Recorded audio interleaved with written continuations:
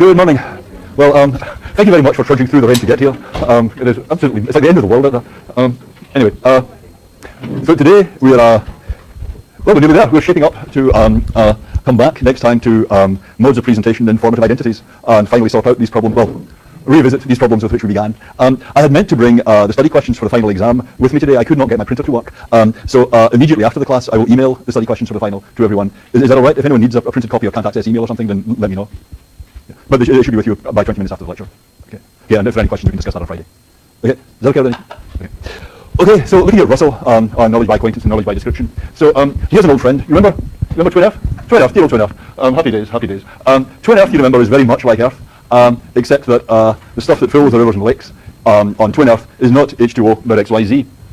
And the general moral of these Twin Earth cases was something like, you can distinguish between the inside the head element that's in common between you and your double on Earth, on the Twin Earth, and something about the causal or contextual surround that you have. Does that make sense? So that you on Earth and your double on Twin Earth are molecule for molecule identical. So what's inside your head is just the same. But when you say water, you mean something different to what your counterpart in Twin Earth means, and that must be because of something outside the head, the fact that you're causally connected to water, something like that. So you can separate the two aspects of meaning. The inside the head element that isn't enough for understanding or meaning, because it's in common between two people who have quite different meanings for the words they're using, and the stuff that's outside the head, which when you put the two together, you get understanding and meaning. Does that ring a bell? That was the analysis. And I remember we talked about quite a bit about this, the inside the head part and the causal contextual factor, in virtue of which what's inside your head is representing something. And there was a question that someone raised in office hours back then that really struck me very much. They said, what's really puzzling in discussing this is whether the stuff that's causal or contextual, whether that's in your mind or not.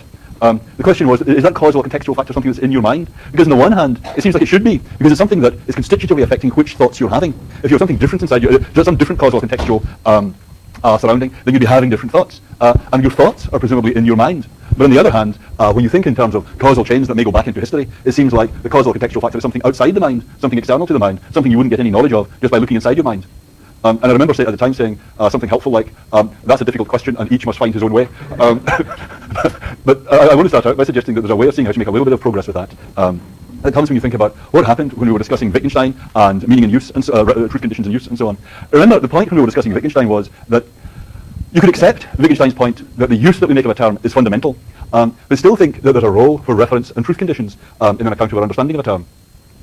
You could think that knowledge of what has to be so for a sentence to be true, that's your knowledge of what you're about, what you're doing when you're using a sentence, what the point is of using that sentence the way you do. So it isn't, Wittgenstein seems to say, there is only the use.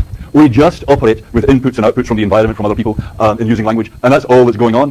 But what this discussion about Tonk and so on, the point of that discussion was to suggest there's more to it than that. With Tonk, what's going wrong is not just that there's something strange about the pattern of inputs and outputs, it's that you have no idea what you're about in using the sign the way you do. So that reference, Wittgenstein's arguing that the use isn't something that's derived from the reference of the sign. The pattern of inputs and outputs to your sign isn't something that's generated by what it stands for, or its truth conditions, or its semantic value. And the thing is, so long as you were thinking of the pattern of use that was made of the term as something that was driven by, something that was made to happen by the reference of the term, then it's hard to see why those causal or contextual factors should be thought of as inside the mind.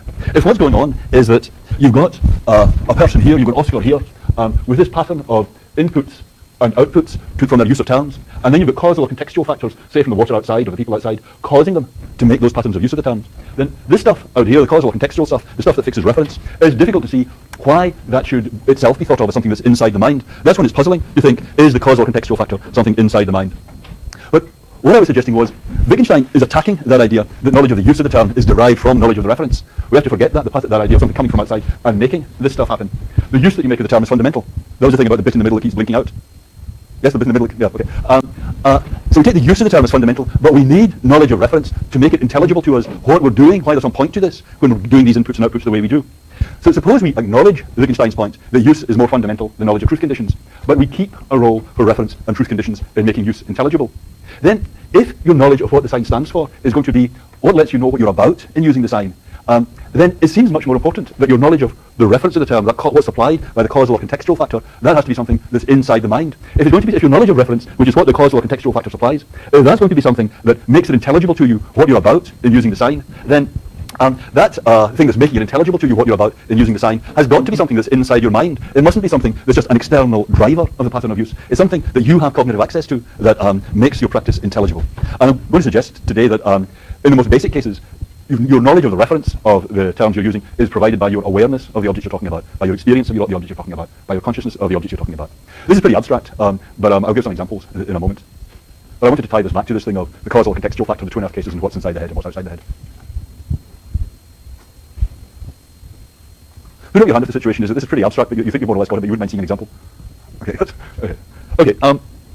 Suppose we think about Pollution's thing last time, where you're doing you don't have to do any more multiple logic tracking, but you remember multiple logic tracking, where Pollution said the most basic kind of reference you've got is the reference you have in perception when you just tag a thing so that you can interrogate the scene to find out more about it. So you're keeping tabs on these moving objects using visual indexes, and inside your brain is some system like this that lets you, once you've tagged an object, interrogate the scene to get more information about it, so that if you're just looking around the room and your eye falls on a particular person, then you can interrogate the scene to get more information about them. And you can think of this as one way, Pollution thinks of this as one way of explaining Russell's notion of acquaintance. The idea is that out there is the object, the other person or whatever it is, that causes this cognitive system to come into play with the visual index. That's the root of reference, that external causal connection between the object and the cognitive system in your brain. Now, on this kind of picture, on Pollution's kind of picture, there's no role for the fact that you're conscious of the world. That you have experience of the object you're looking at, that is really just an accident. It isn't a working part of the system. And this cognitive system here has to be input to your thinking. It has to be input to your general thinking. And of course, in fact, ordinarily, when you look around the room and you think about one person now about another, then you will have experience of them. But experience is just being, how should I say, given off like a waste gas. It's just a kind of byproduct of the functioning of the system here. It isn't a working part of the machinery of how you manage to think about the things around you. So in principle, you could do without the consciousness here. I think this is a fairly standard picture nowadays of how reference works. And the thing about it is that consciousness of your environment becomes dispensable from an account of how you're able to think about the things around you. So even if you didn't have any sensory awareness of all the people around you right now, you could still think about each of them in just the same way as you do now. You could do it without the waste gas. In principle, you could have Pollution's kind of causal contact with the object, even if you had no experience of it. One way to think of this is, have you guys come across blind sight? Put up your hand if you've heard of blind sight. Okay, but still about half. Okay. Well, blind sight happens when someone gets a bash on the head. I mean, the classical cases happen as a result of injury. You get a bash in the head at the back, and half of the visual signals come from the eye, go right to the back of the head, and then they're sent up and down for more processing. So what happens is someone gets a bash as a result of which they have no experience in, say, the left side of their visual field. Right. So for this person, there's nothing in the left side of their visual field, no experience at all. And you say to such a person, well, what's in the left side of your visual field? And they say, well, I can't see a thing. And you say, well, is it upright or is it tilted? And they say, let me just repeat that. I can't see a thing in the left side of my visual field. And you say to them, well, go on, guess, is it upright or tilted? And they guess, and they reliably get it right. Characteristically to their own astonishment. I mean, these people have the daylights tested out of them. You know, they spend their lives being tested, so they're less surprised after a bit. But initially, it's extremely surprising. The way it would be for you or me, if it turned out you could accurately guess what was going on behind your head without having to look. So here is a graphic illustration. The patient is looking at the screen with stripes on it, saying, but I'm blind there, I can't see any stripes. And the experimenter says, well, how I guess? Well then, I guess I see horizontal red stripes. And the patient is reliably correct. Now, what's going on? I mean, yes, good. Sorry? The eye that can't see is closed. No, neither I can see. Or it's the left half of the whole visual field, the visual field of the two eyes. You see, it's not just one eye that's been taken out. It's quite a deep injury in the visual system. Any other questions about what scenario is there? So, there's quite a lot patients, it turns out, can guess correctly about what's in the blind field. And I'm not aware of anything having been done specifically on multiple object tracking. I mean, they do lots of tests, but it is astonishing just how much patients reliably get right. You can tell a patient to reach for what's in the blind field, and they will shape their hand correctly to get the size and shape of the thing. You can ask them to guess about the emotional expression of a face in the blind field, and they will get that right. And from an engineering point of view, it's not that there's anything mysterious about this. You just have I never write this down, but the physiology is something like this. You have something like, this is the eye, you have signals going from the eye to the back of the head, and then going off in two visual pathways. And what happens is that one pathway is the one that subserves conscious experience. So down here, your conscious experience of the scene, that's the circuitry that supports conscious experience. Up here, you have another pathway that is supporting action on the objects in the scene. And what's happening is that this one's been taken out in that half of the blind field by damage, and this one is still functioning, it's still getting a lot of input, it's still functionally intact. So the patient can move, reach, make guesses correctly. Without the benefit of conscious experience. So physiologically, I don't think there's any great mystery here. But the question is, suppose you can do that. Suppose you have something in your blind field, and suppose you're completely correct. Suppose you have a vast volume of information about it. You can guess, I guess it's a piece of chalk. I guess it's white. I guess it's upright. You can do all that stuff. Are you then in a position to refer to the object? You've got the causal connection, but you don't have experience of the thing. Is that enough for reference? Well, it seems to me if you think about this in Wittgensteinian terms, then what the patient's got there is they can use the sign. They can get the inputs and outputs right. They could talk pretty much like a regular person, using a sign like that thing, that piece of chalk. But reading in the blind field, I've never heard of anyone raising that question about reading in the blind. I mean, not every answer is known, if you see what I mean. And you know the answers are known, aren't always known by me. But I don't know of anything about reading in the blind field. It would really be astonishing if there's anything like that. Okay. Okay. But I mean, what the hell? For our purposes, we're philosophers. We can suppose. I mean, there's no contradiction in the idea that circuitry adequate for reading could be left in the blind field. But you wouldn't have any awareness of what you were reading.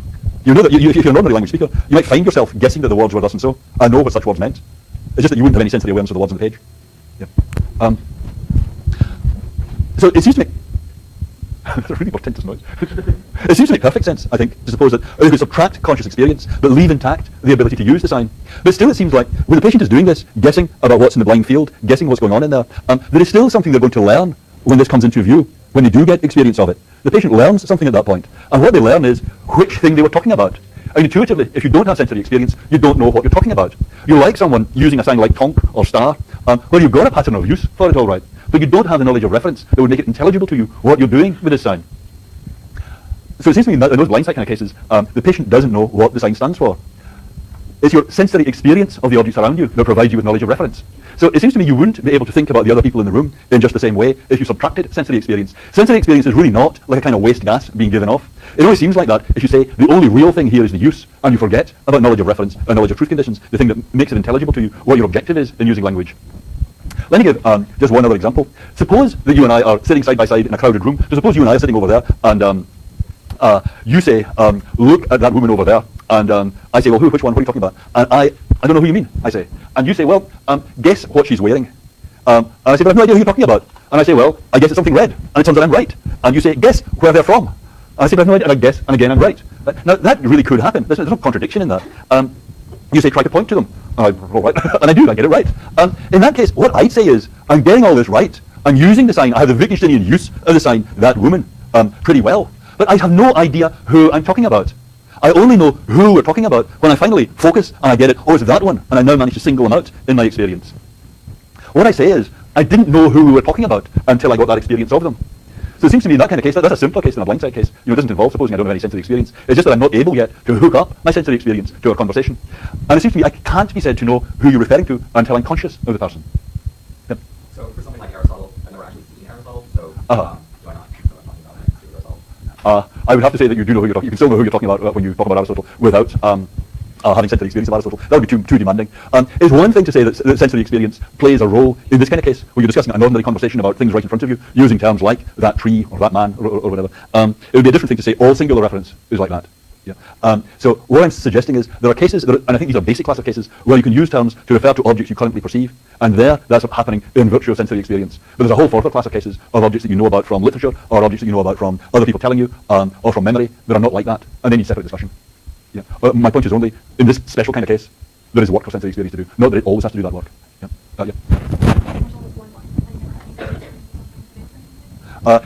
It's not just, I mean, born blind is one thing, and having no sensory experience at all is another. Yeah. Suppose you have someone born in a sensory deprivation tank, yeah, then it follows from what I'm saying, they're never going to be able to refer to anything. Yeah, I think that's right. If this is a basic case, the perceptual case, as I'm suggesting, and the basic case requires sensory experience, then if you don't have sensory experience of anything ever, then you're not going to be able to think about anything ever. And I think that's the right answer. Is that right? I mean, Wait, someone on a blind sight test could make guesses because at one point they weren't blind, right? But someone who was born blind could sound like reliable. I think, yeah, that's a great question. You could have, yeah, so suppose, I said a sensory deprivation tank, but suppose someone born in a tank that provides them with no experience of their surroundings, but allows them to make reliably correct guesses as to what's going on in their surroundings, yeah, and they just use the words in the right way. I think you're then going to have, I mean, that's the kind of situation you have if you have a robot, yeah, well, you have a robot that has no sensory experience of anything that's going on around it, but can nonetheless turn out the right phrases to say, that's someone wearing a hat, or whatever, can do that stuff. And what you wonder is it thinking? Is that expressing genuine thoughts about what's around it? And what I'm suggesting is that wouldn't be expressing genuine thoughts because it wouldn't be grounded in sensory experience. You have, so far as the use goes, a facsimile of an ordinary human being, and you have everything that Wittgenstein looks for in understanding, but that just shows what Wittgenstein missed out, namely the importance of sensory experience, and giving you this knowledge of reference that lets you know what's going on when you're speaking and thinking, who it is, what it is.